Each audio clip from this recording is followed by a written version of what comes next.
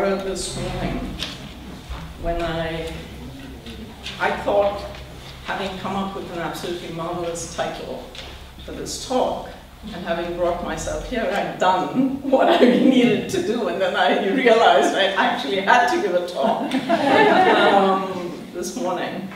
I'm not going to do what some unnamed people did yesterday, which is to say, well, you know, I'm not sure what the title of this paper is, and I'm not sure whether there's a paper here at all, and I'm not sure where it's going to end. I'm not going to say any of those things, but in fact take them all as read. It is, however, what I want to talk about this morning, and since we're just about 15 minutes late starting, carry on. All right.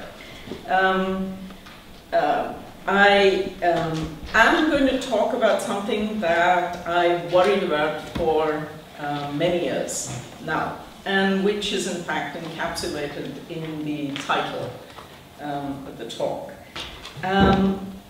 Bridget actually yesterday put her finger on something which I think is part of what I've been worrying about, is whatever happened to our discussion of the reproduction of labor power.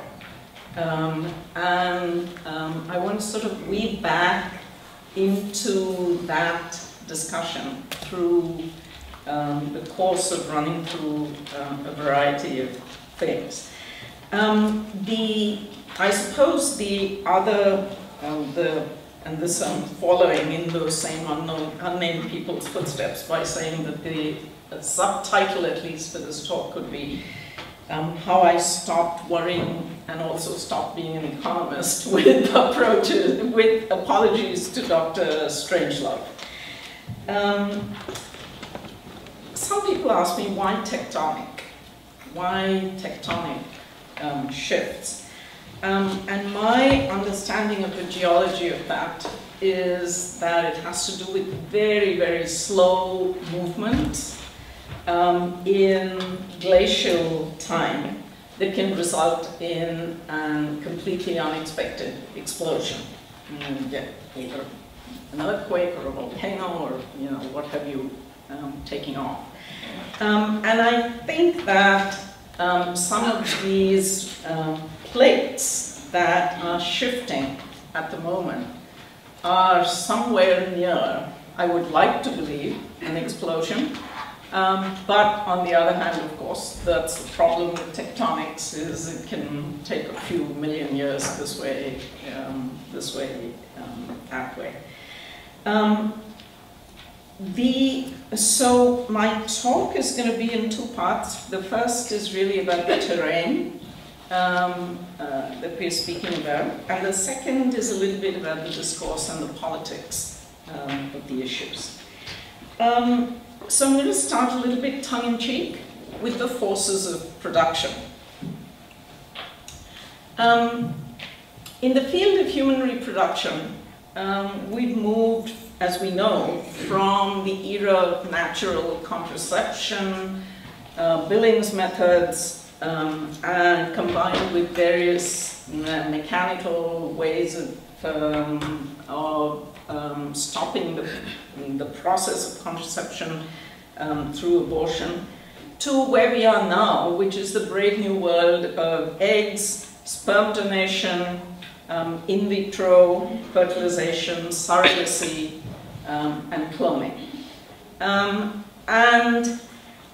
If we actually look at that progression, it's really quite interesting, because that progression, in some senses, not quite, but somewhat mirrors the industrial revolutions that we've been going through. So we've gone, you know, if we think of ourselves as being now somewhere in the fourth industrial revolution, the first one being the machine one, which sort of corresponds to when reproduction also was sort of, you know, the attempt to deal with birth, human birth, or its prevention in one way or the other, was more mechanical, and more akin to the machine age through the chemical revolution, which sort of corresponds to the appearance of birth control pills and then all of the various varieties of implants, injectables, and so on and so forth, which are all part of the fallouts of the chemical age. Through, and this is where the analogy breaks down, the IT revolution, which is the third one, and which we're certainly in the throes of right now, and for which, of course, we would have none of what we have by way of the financial markets, the financial sector, without that IT revolution. None of it could have happened without that. To the bio-age, which we're sort of waiting for the big breakthroughs that will take us into that. Some of them are there, some of them not quite there, and which are clearly very closely linked to what's happening on the side of human reproduction, to do with everything, as I said, from sperm sorting to the challenges around whether or not we should clone. In all of these ages of the Industrial Revolution, certainly, time was central to the accumulation of capital. Managing time in one way or the other, right from Marx's early discussions of the both absolute and relative surplus value, the ability to speed up processes of production and reproduction in one way or the other have been very central to the accumulation of capital. And if one looks a bit more carefully at both the chemical and the information age, you see not identically, but slivers and bits of the same attempts to somehow speed up processes which otherwise would take much longer than they would. Certainly that's true in the bio-age, because biology is the one thing that we've always thought of was something you couldn't do anything about time. And clearly what's happening with the bio-revolution is that time is being speeded up. Things are being done much faster than they would have been done otherwise. And so time is a key element of capital accumulation, and that attempt to speed up time, to break through the slowness of time, is as well part of what I think where we are now with human, with the changes in human reproduction. Having said that, and if we look, therefore, if we look a little more closely at the discourse and the politics of what has been going on in this relationship between human reproduction and the accumulation of capital, it's important, first of all, I think, to recognize one of the challenges and weaknesses in Marx's own attempts to integrate human beings into the way in which he thought about accumulation. Now, today, more than probably ever before, we realize that we are, as human beings, not just Homo sapiens in the sense of knowing beings, but we're also beings who feel, who emote, who struggle, so somewhere that link between thinking, feeling, expression, and articulation, how we know what we know, is very central to how we think of ourselves as moral beings. And that notion of the moral universe and moral discourse was, of course, very much part of classical political economy. Whether we're thinking about the theory of moral sentiments, or, interestingly, when we come to Marx and his absolutely, the central fulcrum, which is the value of labor power to the accumulation of capital. What does Marx do? He says, well, there's a physical element to it, and then there's a moral element. In Marx, of course, that moral element is largely unexplored. And part of what I believe is one of the challenges we've had is that the inability or the absence of a strong enough exploration of that moral element and of the connection between that moral element and the physical reproduction of labor power has, in fact, as I say in the abstract, come back to haunt us in a variety of ways, throughout.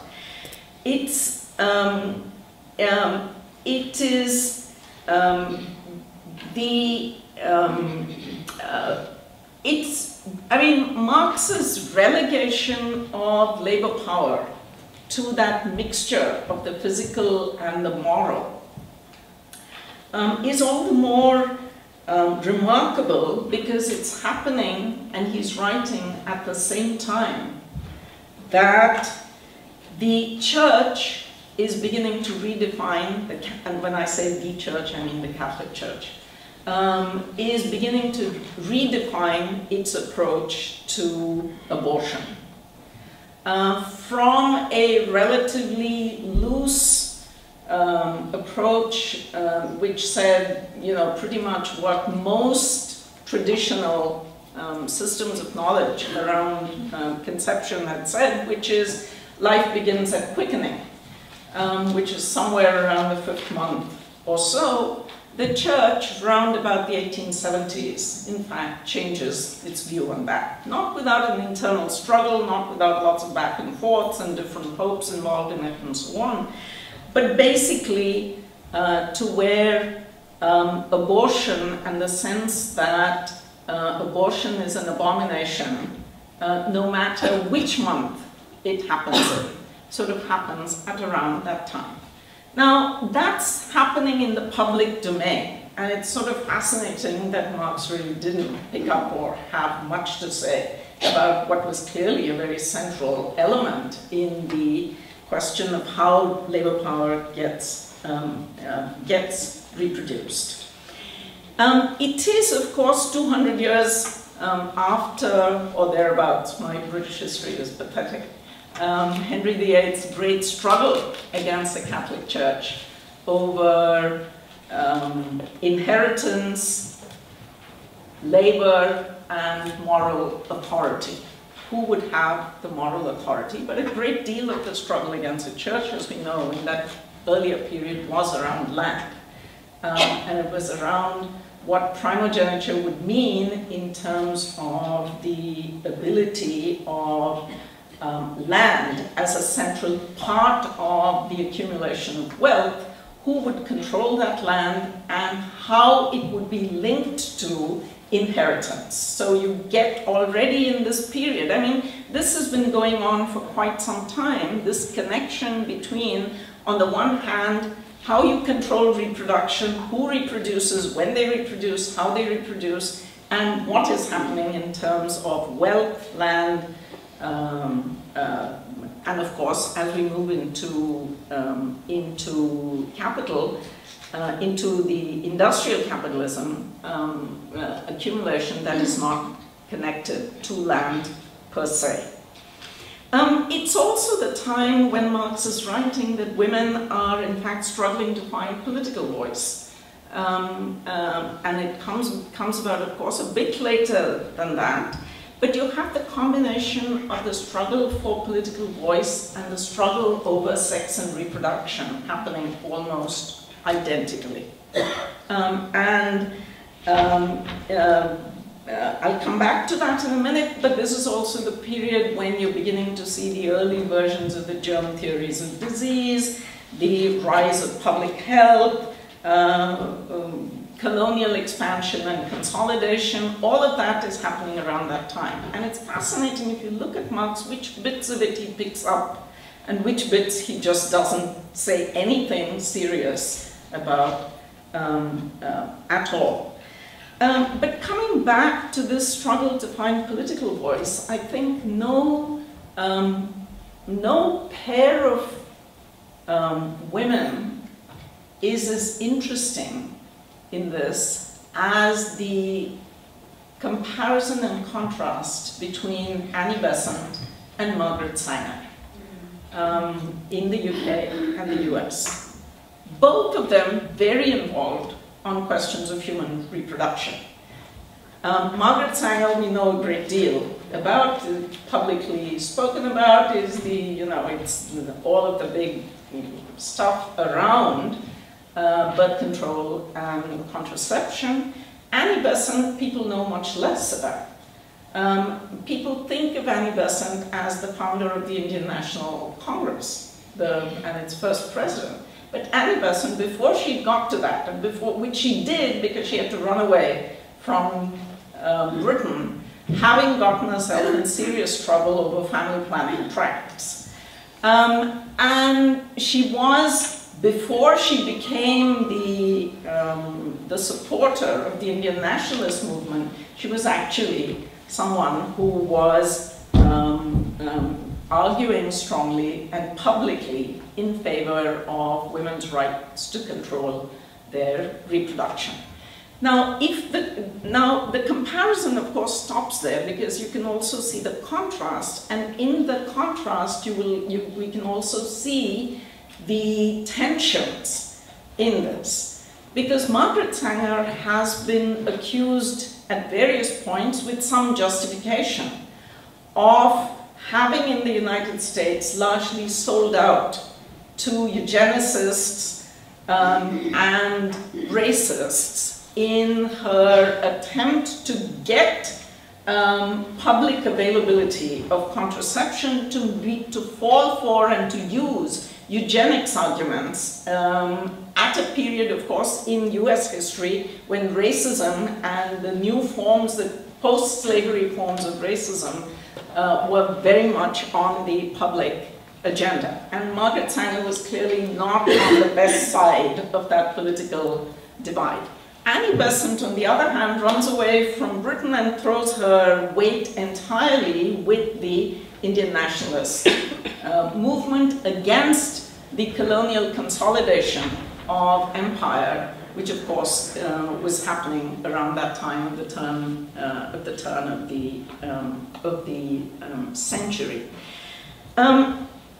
In a sense, both of these people and the movements of that time from very early on are struggling with what Ginsberg and Rainer Rapp, in their very interesting book in the mid-1990s on global reproduction, called stratified reproduction. So the stratification of reproduction is very much part of what both of these people are dealing with. And it's very clear that those stratifications are class-linked stratifications, and that in this discussion, in these early discussions of human reproduction, the stratified nature of that reproduction is very much part of the discussions and debates. The second very interesting thing, of course, is when we move into the late 20th century and we have this wave of feminists getting into all of the discussions around production and reproduction. Social, biological, the reproduction of labor power, we used to reel that off our tongues like, mantra in those days.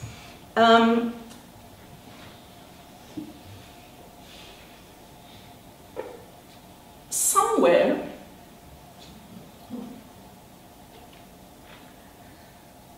what was very central in that period, in the 1970s, which was the very strong connection to the reproduction of labor power, and the relationship between the reproduction of labor power and human reproduction really dissipated away. And I'm going to say a little bit about why I think that has happened and what the consequences of that have been.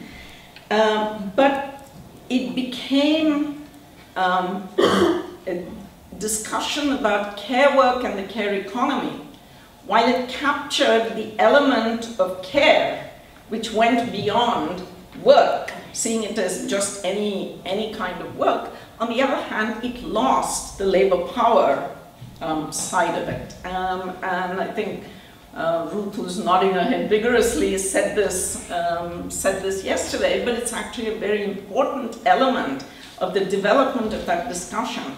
And part of why it then became, I think, quite possible to institutionalize that discussion much more easily. You have time use studies, you have,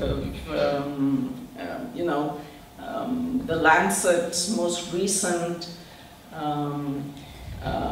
commission on women and health, of which I confess to have my name there as well, although I swear I did very little work on it, but which is essentially a rediscovery of how much work women put into healthcare. Good enough, but where are we going with that at this, at this period in the 21st century? But this, the politics of labor and the connection between the politics of labor and the politics of human reproduction, in fact, have become more and more tenuous in the period since the 1970s. And the third critical aspect is that you have the resurgence of Malthus. Malthus resurgent in the beginning as Foucauldian biopower. So, it's about family planning. So who can be against planning, who can be against families, and you put the two together and say this is about family planning, when it's all about the population bomb. So the entire, with one track at exactly the same time, what's motivating everything that's happening on family planning is the population bomb. And on the other side, you have this sanitized language of family planning that in fact exists up until the 1980s and the 1990s, when the feminist movement comes in again and says, hey, wait a minute, we need to change this language around, and you get the shift from family planning into the rights language. Now, those of you who know me know that I've had a great deal to do with this rights language, so now this is part of my self-critique of that. Let me start out this discussion then by, this part of the discussion then, by saying that it's always been about stratified reproduction, and stratified production and stratified reproduction go hand in hand. They're always together. So that the global assembly line is also the stratification of reproduction. Chinese grandparents are the ones who are taking care of the kids while the 250 million migrant workers are sitting in the Chinese cities and in the export zones. So stratified production and stratified reproduction absolutely go together and need to be seen together, and it's sort of my attempt to say how do we, that we need to bring them back and think about them, rethink them in that way. The church, meanwhile, the Catholic Church, has gone, of course, from its much earlier worries over inheritance, sexuality, and abortion, to worries over not inheritance, less and less about sexuality, except when it's forced to, of course, and almost exclusively only abortion. Pope Francis has solved his dilemma through compassion for sexuality and continuing hellfire for abortion. And he's moved from where he was against both, where it was hellfire for both, as long as he was, you know, whatever, Cardinal Bergoglio in Argentina, when he was opposed on both fronts to both things, to where now he's deeply compassionate about gays, lesbians, and everybody else around sexuality, but there's absolutely not 1 millimeter of movement on abortion, nor is there likely to be. My own take on this is, of course, and it may or may not have any truth to it, is that abortion is about human reproduction and who's going to reproduce the work of the church.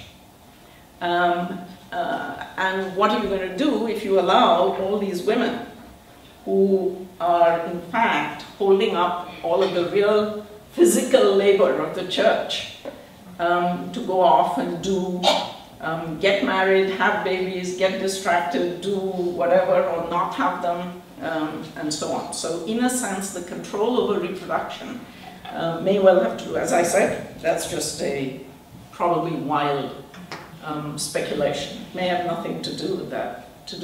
But everyone that I know who works on and against the Catholic Church believes that we will never see under this Pope any movement on abortion at all.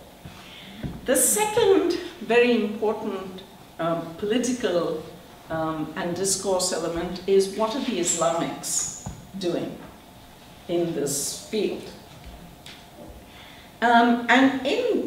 Now the Islamics are extremely interesting in this regard. In all of my forays into the UN, the most come from Iran. They're the Iranians. They're brilliant, extremely perspicacious, very smooth, very suave, and extremely able to, in fact, make agreements happen where nobody can see where an agreement is going to come from. And this goes back. It goes back to Cairo and Beijing and so on. It was always the Iranians who found the solution to what were clearly otherwise going to remain as very, very intractable problems. Now, if you look at their own concerns over the years,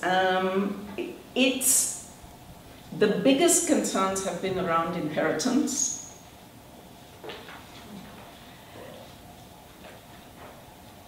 sexual freedom for men to continue, but under very controlled circumstances. So 4 wives is fine, not 5. And so you have more freedom for men, clearly, than you have for women, which is linked to the inheritance questions. They never were so concerned about abortion, even though, you know, they will pull it out when needed, out of, you know, whichever part of whatever writings, when needed. But neither in Cairo nor in Beijing, nor even much after that, have the Islamics, and Iran in particular, been terribly concerned about abortion. When they speak about abortion, including now, it is largely because it's a political alignment with the Christian right wing and the Catholic Church. So it's a kind of give and take around, you give me sexuality, I'll give you abortion, kind of relationship between these two that has been consolidated. They've never been as concerned around abortion as over homosexuality. And the issues around homosexuality, and this of course brings us to a third element which I'll come to later, are of course around masculinity and as I said earlier, questions really around masculinity.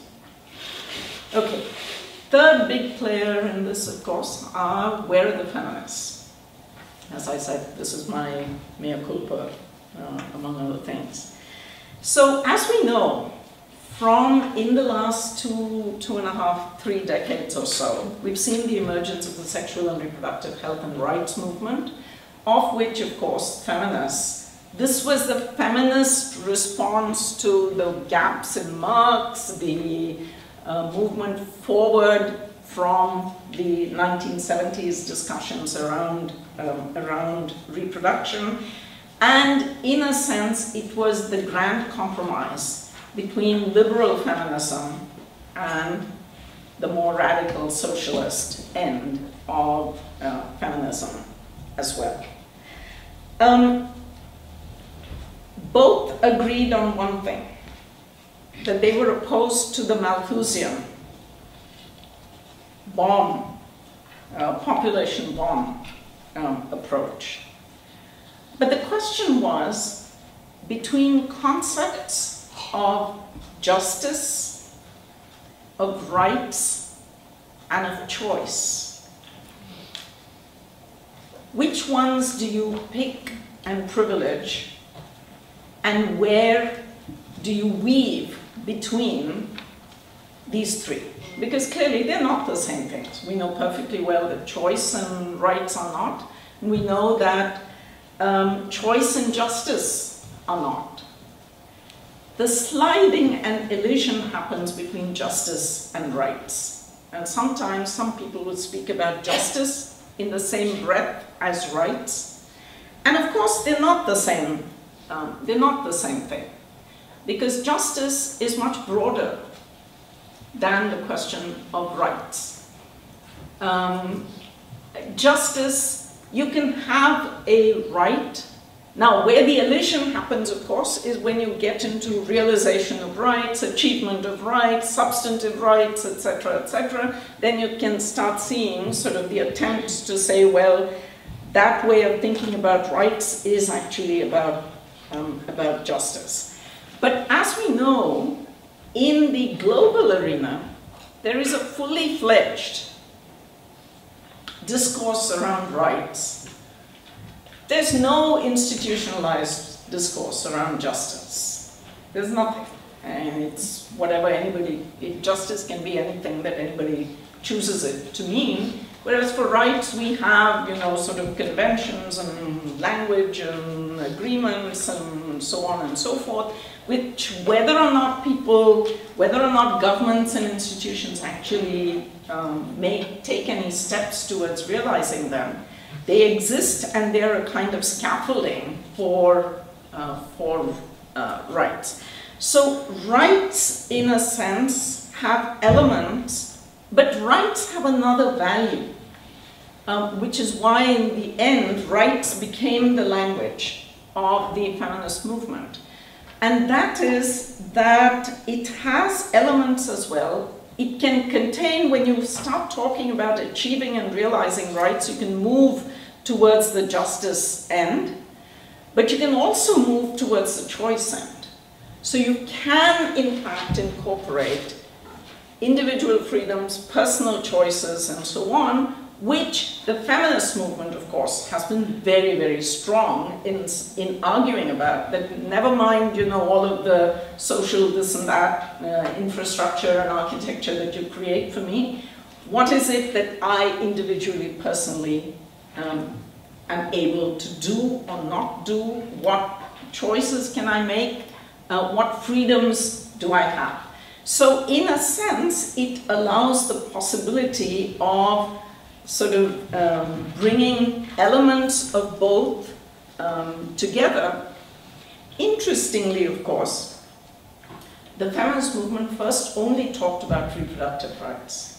There was no sexual rights throughout most of the 1980s and from around the mid-1970s on.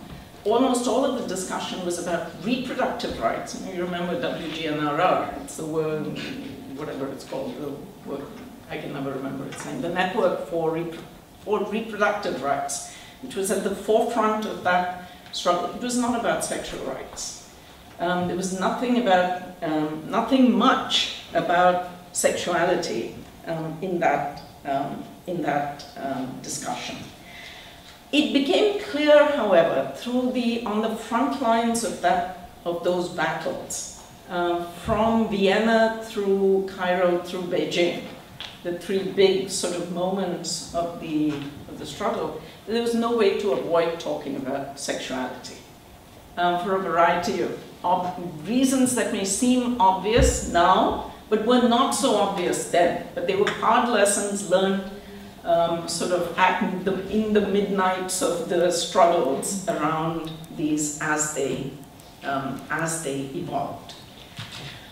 What was, however, to come back to the question of stratified production and reproduction, what was also happening through those struggles was a reformulation of the positions of the Catholic Church itself. As now, it's important to keep talking about the Catholic Church because they are in fact the smartest and the most implacable opposition to feminism.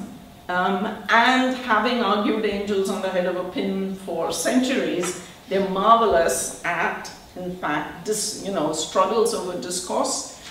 You have the Iranians on the one side, and you have the Catholic Church on the other. I mean, they're absolutely, implacable and worthy opponents for the feminist movement in this arena to be struggling with. Remember the previous pope, not what's his name? Not the German, the brilliant one, John Paul II. Absolutely brilliant, Politician, whoa, take your hat off to this man. Now, coming out of his background, of course, the first thing he did was to sort of begin smashing liberation theology into the ground. So, the hell with stratified production and all of that. This is communism, we don't want any of it. And he was busy doing that. I remember sitting in the, I'm doing the time. 5 minutes? 5. Sitting in UNSED, in the Rio conference, along with my good friend Sonia Correa. We were far away. This was the, this was the non-governmental forum. They weren't allowing us anywhere near the official conference, but we would get television feeds in those days. This is 1992. We were listening as the Archbishop who was representing the Vatican began making his speech in plenary. And you keep hearing all this stuff, so after a while you're barely listening, and suddenly both of us woke up. Because here was this man giving an absolutely cogent argument about the need for global economic justice. Okay? So from smashing liberation theology, a 180-degree turn to where the Catholic Church became the champion of economic justice for the South at the global level in global negotiations. No more worries about there was no signs of discussions of worries about communism, no more, any of that. It was all about, the world is unjust, this is, unfair, we need debt forgiveness, we need, overseas assistance needs to be much more, I mean, 180 degrees turn. Both of us sat up and said, oh my God, now we're going to see the fun. Because of course what it was absolutely playing to the G77, so that an alliance could be created with the biggest bloc of countries at the level of the UN, which is the South, so that there could be agreements which would not just be agreements between the Catholic Church and the Islamic subgroup, but between a much bigger set of countries. Those struggles, which in Dawn we called early, because we actually sat there and then we talked through them and we said, oh my God, this is, you know, we can see the trajectory of what's coming from this, was this business between what we call gender justice versus economic justice. And it's been played out again and again and again continuously at the UN, and it's being played out now. If you see the North-South battles, they keep breaking down in this way. Okay? So the North will be for sexual and reproductive health and rights, the South will be for economic justice. The North will say rights, the South will say right to development. The North will say gender equality and women's empowerment. The South will say fine, but please don't include human rights in that. So you'll get this continuous, I mean, again and again and again. This is the big, it's not a fault line anymore, it's a huge, you know, rift valley at this point between the North and South. And all of the stuff going on right now around the SDGs is about how and what kinds of battles and of trading happens across these. And we keep seeing gender justice, women's human rights get traded in different ways across these fault lines. And it's a not always, and not across the board. This is a political struggle. So there's, you know, quizzlings on all sides. You know, people will give up on this and that, and so on. At the last Commission on Population and Development that Anne-Marie was asking me if I was going to speak about, and I'm not, but the fascinating discussion was that the entire thing broke down at the end. The first time that the Commission on Population and Development has broken down, it was a critical meeting because it was the preparatory meeting for the SDGs process, so its breakdown is a serious loss.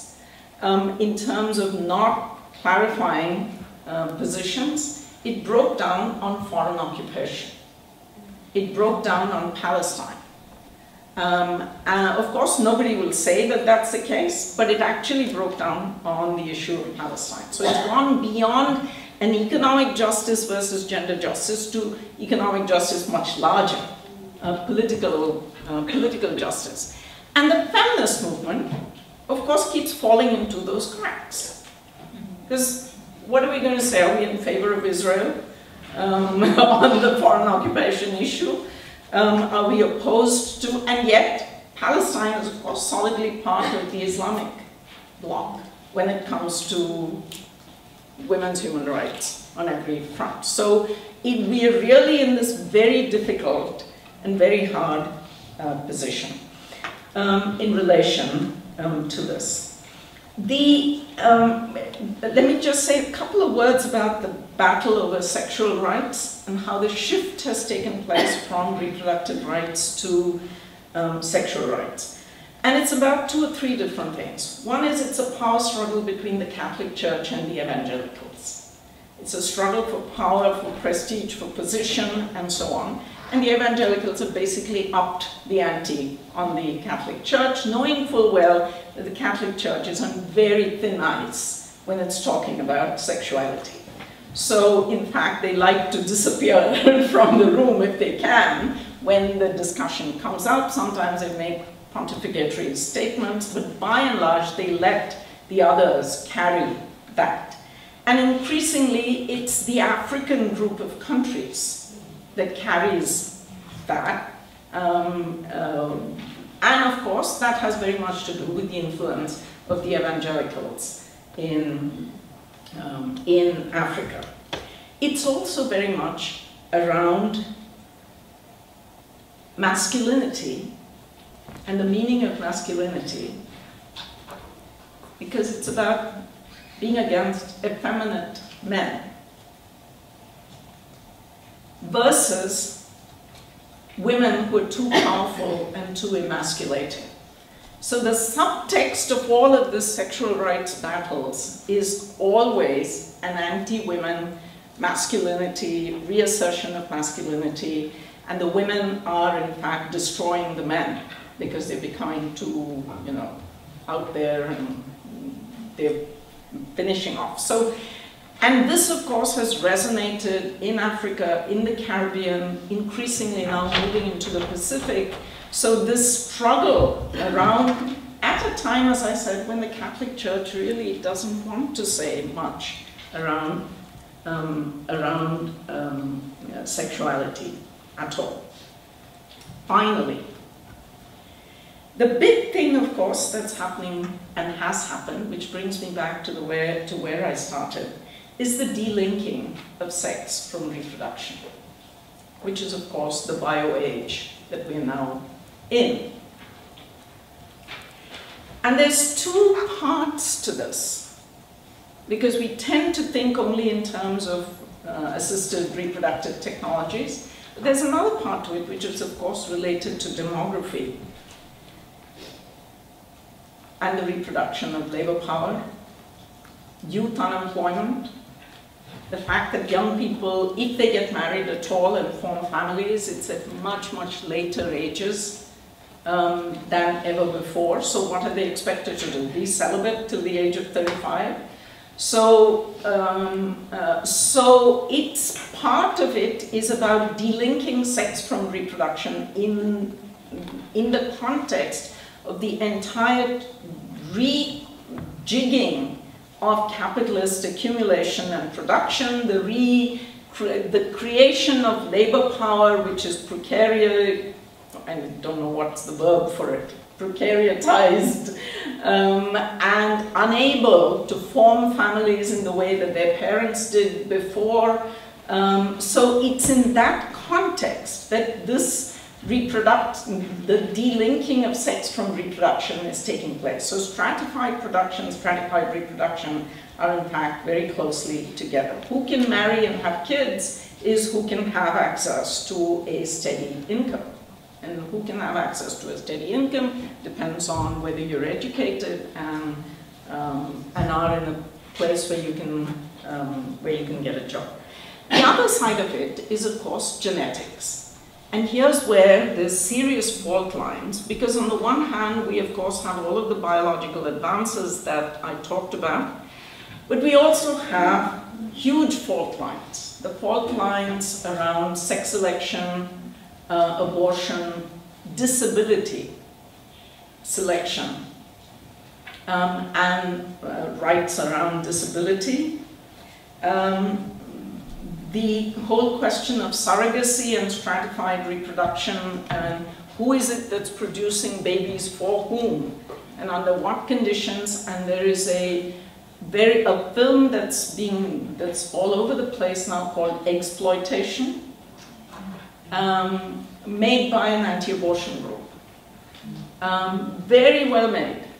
And it's all about surrogacy. And it's all about, you know, egg donorship and what happens to the women whose eggs are being harvested and so on and so forth. And I'm going to end with one example which is totally fascinating, which in 2001, Planned Parenthood Federation of America decided that they better get their act together in terms of all of these new technologies and what did they really think about it, especially given that it was all, you know, there was all this anti-abortion stuff that was mingling in with this. So they were doing various of these, you know, experimental games with their senior staff and so on. And this one was about human cloning. And the scenario that was given to this group of very senior staff from PPFA was the following. They were told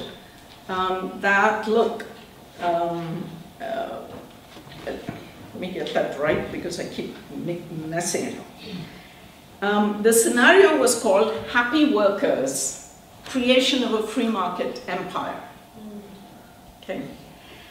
And it described a company that's making a large profit with sales of a gadget for which there is immeasurable demand. Okay, you can go on forever. And the owners, however, face a challenge because the last step requires nimble fingers. Okay, and it requires a particular kind of nimble fingers in order to make this gadget come together. So they've discovered one person who's the perfect worker to do this. And then the argument is they propose to produce 1,000 clones of this person. Okay? So they're going to give her $1 million now and $5 million, after the clones are able to perform their job once they reach, the age of 16. Okay, so this is the thing. The company will take complete responsibility for raising, rearing the clones, taking care of them, etc. And since the sole purpose of the clones will be to do the work in the last step of manufacture, they'll be engineered to require very little sleep and to have few ambitions other than the performance of their work. Okay. So the groups were then asked to discuss whether it should be permissible to produce clones for such a purpose.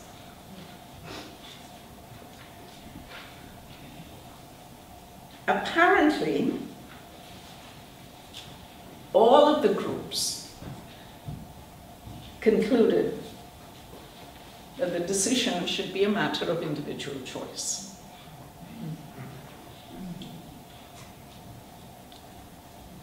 Now, you could say, well, that's the United States, which it is, of course. And they are at one end of that spectrum between justice and rights and choice. But happy workers in the creation of a free market empire, they had no problems thinking about what, of course, most people in this room would be horrified about, because talk about stratified production. So stratified production and stratified reproduction. Now, of course, this is a far-out scenario, okay? But may not be, because remember, the only thing really that's holding human cloning right now is the technology. They have not been able yet to do animal cloning such that it is actually predictable and safe. And because of that, it's holding the floodgates against human cloning, because it's still seen as way, way too risky and unpredictable. But technology, as we know, and science, believe that all of those harvested embryos that are being used for every kind of stem cell and other research are not just going into cancer research. They're going into figuring out how and whether we can, in fact, reproduce, completely delink sex from reproduction so that we can, in fact, move in this direction. So with that lovely tale, I will end. And I hope that, the point about stratified production and reproduction has been made.